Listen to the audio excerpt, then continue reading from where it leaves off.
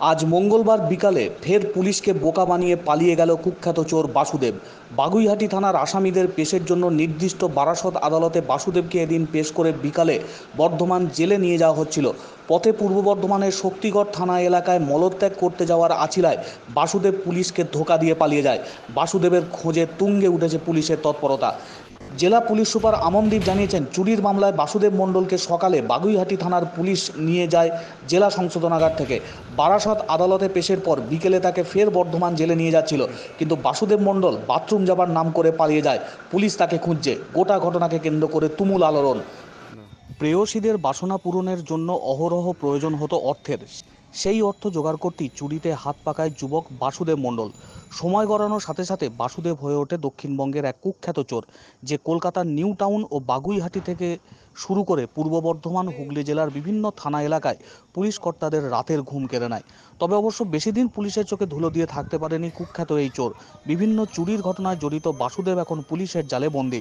একাধিক থানা তাকে হেফাজতে নিয়ে এখন তার চুরি করা মূল্যবান সরঞ্জাম উদ্ধার করছে পুলিশ। তাকে জেরা করে একাধিক চুরির কিনারা করে পুলিশ। বাসুদেবের চুরি করা 7টি মোটরবাইক, একটি আইফোন, একটি ল্যাপটপ, 1 কার্টুন সিগারেট, 1 কার্টুন রজনী তুলসী নামের গুটকা, ছাতা 25টি এবং নগদ 2410 টাকা উদ্ধার হয়েছে। এই সব চুরিতে জড়িত থাকার কথা ধৃত বাসুদেব মণ্ডল স্বীকারও করেছে। হেফাজতের মেয়াদ শেষ হওয়ায় বাসুদেবকে সোমবার বর্ধমান আদালতে পেশ করা হয় বলে পুলিশ সূত্রে জানা গেছে। জামালপুর থানার পুলিশ কর্তাদের কথা অনুসারে বছর 35-এর বাসুদেব মণ্ডল অত্যন্ত ধুরন্ধর। চুরির কাজ দ্রুত সেলে পারানোর ব্যাপারেও অত্যন্ত পটু এই যুবক। হুগলির বলাগড় থানা এলাকার বাসিন্দা হলেও বাসুদেব তার চৌর্যবৃত্তি হুগলির জেলাতেই সীমাবদ্ধ রাখেনি, বরং সে তার চৌর্যবৃত্তির প্রভাব কলকাতা সহ দক্ষিণবঙ্গের বিভিন্ন জেলাতে বাড়িয়েছিল। তার কারণেই ঘুম ছোটে পুলিশের। জামালপুর থানার পুলিশ তদন্ত শুরু করে বেশ কিছু সামগ্রী উদ্ধার করে। তারপর তাকে ফের জেলা সংশোধনাগারে নিয়ে যাওয়া হয়। সেখান থেকে বারাসত আদালতে তোলা হয়।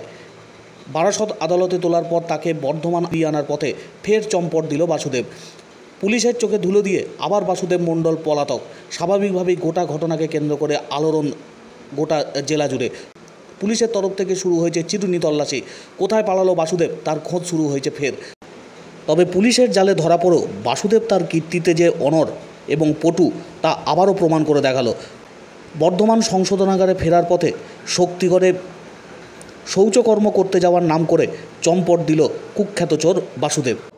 তবে পলাতক বাসুদেব মণ্ডলকে জালে পোড়াই পূর্ব বর্ধমান জেলা পুলিশের কাছে সবথেকে বড় চ্যালেঞ্জ এই মুহূর্তে।